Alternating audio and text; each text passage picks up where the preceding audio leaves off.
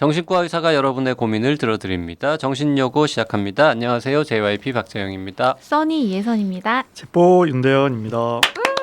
예. 시즌2 대한신경정신의학회와 함께 하고 있습니다. 이런 좋은 학교가 있다니. 네. 이렇게 좋은 윤대현 쌤 계시다니. 아유 무슨 말씀이잖아. 자, 오늘 사연은요. KSJ님의 사연입니다. 1년이 조금 넘어갑니다. 작년 7월 말 엄마가 돌아가셨습니다. 생각지도 못한 엄마의 죽음을 부정하고 돌이켜보려 하고 나를 질책하고 못해드린 미안함, 엄마를 외면했던 것 같은 마음, 나의 고단함만 생각하고 짜증냈던 일들이 자꾸 생각납니다. 병원에 계신 엄마의 괜찮다라는 말에 아무 생각 없이 그 자리를 피하고 싶었는지 정말 괜찮겠지라는 생각만 하고 집으로 갔습니다. 그 다음날 퇴근 후 집에 계신 아빠의 밥을 챙기고 찾아간 병원에서 본 엄마의 모습은 평소와 너무나도 달랐습니다. 하지만 죽음에 대해서는 생각하지 못했어요. 의사가 선망 증세를 보인다며 병원을 옮기라는 툴툴거림 때문에 엄마를 진정시키는 데만 집중했는데 몸부림치시다 순간 안정을 찾으시고 편안히 숨을 쉬셨는데 그게 숨 넘어가는 소리였나 봅니다. 그렇게 엄마가 숨이 멎고 심폐소생술을 하고 구급차로 종합병원으로 이송해 다시 심폐소생술을 했지만 결국 돌아가셨습니다. 엄마가 돌아가신 후 저를 놓아버린 듯 죽음을 생각하고 제 가족을 외면하게 되고 모든 게 싫습니다. 먹는 것, 즐거워하거나 기뻐하는 감정조차 죄책감이 들어 몸과 마음이 많이 힘들었습니다. 죽으려 해도 쉽지 않았어요. 그리고 제 눈치를 보는 듯한 가족들, 회사 사람들의 배려와 도움, 무슨 걱정거리가 많냐는 사람들의 질문을 받으면서 그래, 죽기 쉽지 않지. 다른 사람들에게 피해를 주면 안 되지. 죽으려다 죽지도 못하고 병신이라도 되면 우리 자식들이 너무 불쌍하다 라는 생각을 하면서 정신줄 놓는 게 아니다 싶어 일상생활로 돌아와 생활하려 노력합니다. 그러나 제 할 일을 하면서도 무기력하고 기뻐하고 즐거워하고 들뜨고 수다스러운 모습이나 감정이 어색하고 당황스럽고 낯설기만 할 뿐입니다. 기다려주고 지지해주는 가족들에게 미안해서 고맙다, 사랑한다고 감정을 표현하고 싶은데 엄마에 대한 죄스러움이 마음 한켠을 떠나지 않습니다.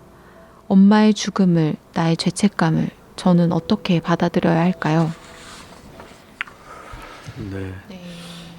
사랑하는 사람과의 이제 영원한 이별을 이제 사별이라 하고 사별에 따른 애도, 슬픔에 대한 반응을 슬픈 감정의 반응을 누구나 겪는 걸로 되어 있고 좀 연구도 되어 있습니다. 그래서 꼭 뭐 그렇게 순서대로 되는 건 아니지만 아니야 그랬을 리 없어 뭐 이런 부정이란 감정도 들고요. 그 다음에 분노, 날 두고 가버리다니 내지는 내가 잘못해서 가신 거야 뭐 이런 분노도 들고 그러다 이제 정말 떠나가신 게 느껴지면 막 우울이 또 찾아오고요.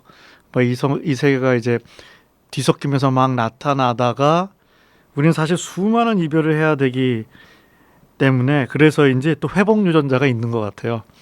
그래서 보통 한 6개월 정도 지나면 그래도 좀 잘 그 시간을 버텨내고 또 많은 사람한테 좀 도움 말도 듣고 지지하고 공감 받으면 다시 좀 인생으로 돌아갈 수 있는 에너지와 그런 것들을 찾아서 가게 되죠. 그래서 한 뭐 6개월 정도까지는 우울해서 우울하기 때문에 뭐 우울증 진단을 내리진 않습니다.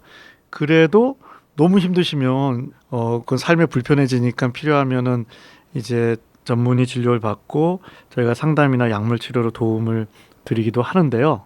오늘 사연 주신 분은 벌써 1년이 넘었고 그리고 일단 이 정신과 의사들이 제일 응급으로 생각하고 아무리 그냥 문학적 표현이라도 놓치기 어려운 이 죽음에 대한 단어가 나오셨기 때문에 제가 일단 제가 병원 가시라 이런 이야기를 상담 때 거의 안 하지만 이분께는 꼭 심해서가 아니라 이게 좀 그냥 여러 가지 강도나 기간으로 볼 때 한번 정신과 의사를 만나셔서 좀 도움을 받으시는 것도 좋을 것 같습니다. 이게 더 좀 애도 반응이 강하신 것 같거든요. 이게 몸도 상하세요. 이거 마음도 마음이지만. 근데 이제 약간 상담도 받으시고 조그만 알약이 무슨 효과가 있을까 싶지만 효과가 되는 경우도 꽤 있거든요. 효과만 된다면 일단은 나도 나지만 이 가족들 또 회사 동료들을 생각하셔서라도 내가 좀 그 속도가 빨라지면 좋잖아요. 네, 그래서 그런 의미에서 저는 일단 좀 이런 상담 한번 받으시면 좋겠다. 전문가를 만나셨으면 좋겠다는 생각을 합니다. 네. 일단 죄책감을 느끼신다고 하셨는데 어머니가 돌아가신 거는 사실 뭐 우리 이분이 잘못해서 돌아가신 건 아니죠. 아니잖아요. 네. 네.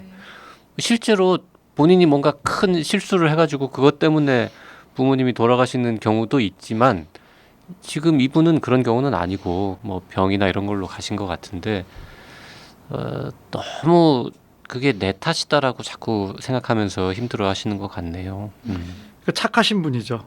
그러게. 엄마에 대한 애정도 많았고 모르겠습니다. 또 이 부모 자식 관계가 복잡하기 때문에 마음 한 구석에 누구나 좀 몰라 그 전날 싸우셨는지 어쩐지 모르겠어요. 그럴 수 있거든요. 그게 뭐 근데 이제 지금 좀 갑자기 돌아가신 경우에 자녀가 이 준비할 시간이 없을 순 있거든요. 예를 들어 저래도 저희 아버님 돌아가셨지만 저희 아버님은 뭐 나중에 또 오랫동안 암 같은 거 앓으시고 앓으시다 혼조 상태로 가셨기 때문에 이제 그런 게 없었지만 막 아유 그 아버지 왜 그러세요? 막 내가 뭐라고 한마디 했는데 그 다음날 돌아가셨다 그러면 그거 좀 남을 수 있어요. 그게. 그러니까 내가 아직 풀지 못한 뭐가 있는데 예, 그런 게 있어서 제가 뭐 그런데 그런 생각을 하는 사람이 뭐 나쁜 사람은 아닌 거죠. 뭐 그만큼 그 부모에 대한 애정이 있고 이 부모란 존재가 참 묘한 게 있습니다. 그래서 제가 나를 위한 효도를 많이 하라고 이야기 드리는데 부모한테 불만이 주로 부모님 살아계실 땐 생각나다가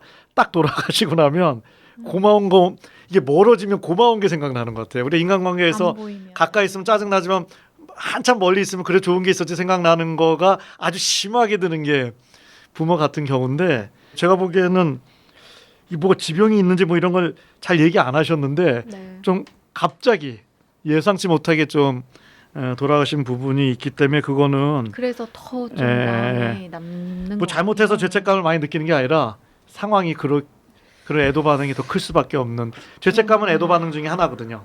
나에 대한 분노거든요. 그게 너무 큰 거거든요. 네. 그 우리가 흔히 하는 말로 이제 산 사람은 살아야지 이런 얘기 하잖아요. 네. 그 지금 1년 넘게 시간이 지났기 때문에 뭐 기쁜 일도 당연히 생기고 즐거운 일도 생기고 맛있는 것도 드셔야 하는 게 일반적인 건데 그럴 때마다 계속 이렇게 힘들다고 하면은 이분은 지금 1년이 넘었는데 한 달 안 넘기는 수준의 강도예요. 회복이 안 되고 이제 한 달에 한 2, 3주 전에 그랬는데 이랬다 그러면 제가 누구 만나라는 얘기 안 하겠습니다. 모르겠어요. 이게 처음에 어떻게 위로를 받으셨는지 모르겠는데 안 힘든 척 할 수 있어요. 누가한테 피해 주는 거 싫어서. 그게 엄청 안 좋아요. 애도 반응의 슬픔이나 이런 건요. 표현을 안 하고 안에 묻어두면요. 이 1년, 2년 갑니다. 이게. 그래서 의외로 나도 그렇고 내가 이렇게 사별의 경험을 하는 분을 위로하고 싶으실 때 처음에는 예를 들어서 그 빨리 털고 즐겁게 살고 같이 여행이라도 갈까 기분 전환할까 보다는 오히려 더 같이 함께 슬퍼해 주는 게 고인을 생각하면서 근데 그거를 그때 잘 안 해놓으면은 나중에 그래도 잘 살아봐야지 그게 엄마를 위해 좋은 일이야 여기 약해질 수가 있거든요. 그래서 그런 게 좀 충분하지 않으셨다면 그런 과정도 하셨으면 좋겠는데 어쨌든 너무 길어지시고 강도가 세서요. 네.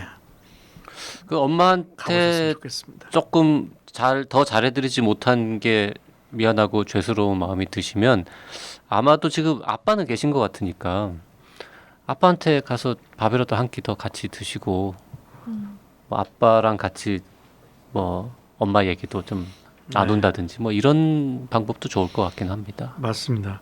그래서 어쨌든 그렇게 상식으로 가야 되는데 상식보다 조금 더 힘드신 거거든요. 상식보다 조금 더 힘들 때는 그때 이제 필요한 게 전문가죠. 네. 진짜 엄마도 안 원하실 거예요. 이 딸이 잘 살기 원하지. 네. 그러게요. 네. 엄마도 안 원하실 것 같습니다. 네. 네. 전문가를 한번 만나셔서 네.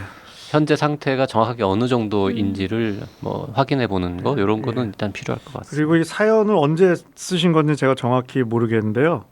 이게 좀 회복되다가도 기일이나 그 돌아가신 분의 생일날에는 훅 또 찾아옵니다. 그래서 7월 말에 돌아가셨으면 이분한테는 여름이 어머님 돌아가신 그 계절이어 갖고 그 슬픔이 더 확 찾아올 수는 있어요.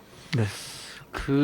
그런 건 있더라고요. 네. 이게 저기 무슨 명절이나 뭐 새해 첫날이나 뭐 누구 생일날이나 이런 날 돌아가시면 더 오랫동안 계속 그 시즌만 되면 떠오르고 뭐 이런 분들 네. 많더라고요. 네. 그리고 아직 회복이 안 되셨기 때문에 이때 제일 조심하셔야 될 게 뭘 결정을 하시면 안 돼요. 큰 결정. 회사를 그만둔다든지 옮긴다든지 이사를 한다든지 꼭 해야 된다면 믿을 수 있는 가족, 친구의 네. 좀 도움 받. 왜냐면 잘 그 결정이 안 됩니다. 이런 상태에서. 그리고 지금 남편 얘기는 전혀 안 하셨는데 자식들이 불쌍하다 이런 얘기 하신 거 보니까 이제 결혼하고 가정을 꾸리고 계신 것 같은데 남편하고라도 좀 더 이런 얘기를 나눠보면은 또 어떨까 싶기도 하고요. 예, 남편 제일 좋은 거는 자매가 있다면 그거는 그 제일 좋죠. 왜냐면 남편보다는 언니지. 예, 네. 그러게요. 네, 언니나 여동생이 있으면 또 같이 대화해 보면 또 조금 힘이 되지 않을까 싶기도 하네요. 네. 자, 오늘은 KSJ님의 사연을 들어봤습니다. 사연 보내실 분들은요. 나는 사다 카카오톡 라디오 골뱅이 doc.co.kr로 보내주시면 되고요. 사연을 보내실 때는 원하는 닉네임을 함께 알려주시면 좋습니다. 그리고 사연은 가능한 구체적으로 보내주시면 상담에 도움이 되고요. 사연이 채택된 분에게는 커피 쿠폰 2장을 드리고 있으니 많은 참여 부탁드립니다.